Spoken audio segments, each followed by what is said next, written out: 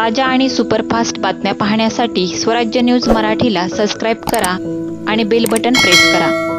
राष्ट्रवादी काँग्रेसचे शरद पवार बीडच्या केज तालुक्यातील मसाजोग गावच्या दौऱ्यावर आले होते। या दरम्यान सरपंच संतोष देशमुख यांच्या कुटुंबांची सांत्वनपर भेट घेतल्यानंतर परभणीकडे निघत असताना शरद पवारांच्या ताफ्यातील गाड्यांचा अपघात झाला।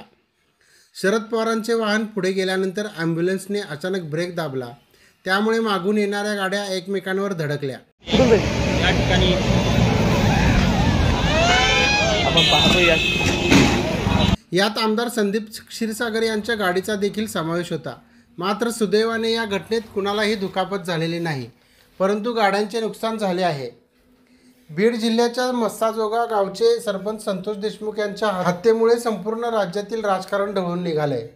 दरम्यान राष्ट्रवादीचे सर्वेसर्वा शरद पवार यांनी स्वर्गीय संतोष देशमुख यांच्या कुटुंबियांची भेट सांत्वनपर घेतली। यावेळी त्यांनी उपस्थितांशी संवाद साधला। शरद पवार म्हणाले, या हत्येने सर्वसामान्य लोकांना एक प्रकारचा धक्का बसलाय। बीड जिल्ह्याचा महाराष्ट्रात एक लौकिक आहे। मी अनेक वर्षापासून या ना त्या निमित्ताने या जिल्ह्याशी संबंधित आहे। वारकरी संप्रदाय हे या जिल्ह्याचे वैशिष्ट्य आहे। त्या वारकरी संप्रदायाचा विचार घेऊन आपले आयुष्य जगणारे, दुष्काळ काळात त्याला तोंड देणारे, महाराष्ट्रासारख्या उद्योगाला हातभार लावणारे आणि त्या प्रति कष्ट करणारे कुणी आहेत हा प्रश्न विचारला तर बीडचा उल्लेख हा केला जातो।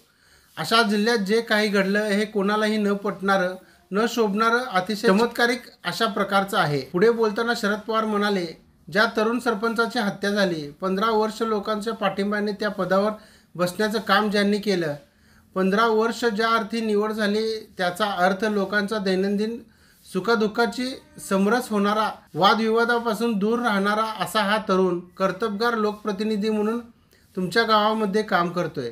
जे काही घडलं त्याच्यात त्यांचा काही संबंध नसताना कोणी येऊन कुणाला दमदाटी केली, कोणाला मारहाण केली आणि त्याच्याबद्दलची तक्रार आल्यानंतर त्याची चौकशी करण्याची भूमिका घेतली आणि ती चौकशी का करतोय म्हणून कोणी बाहेरून येतं, व्यक्तिगत हल्ला केला जातो आणि शेवटी तो हल्ला हत्येपर्यंत जातो। हे चित्र अतिशय गंभीर अशा प्रकारचं आहे।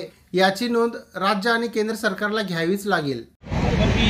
दृश्य पाहतोय या ठिकाणी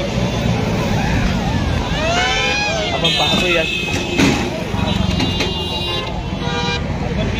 दृश्य पाहतोय याच ठिकाणी शरद पवारांच्या गाड्यातील अपघात झाला। अवघ्या काही या ठिकाणी 3 ते 4 गाड्या देखील गेल्या आहेत।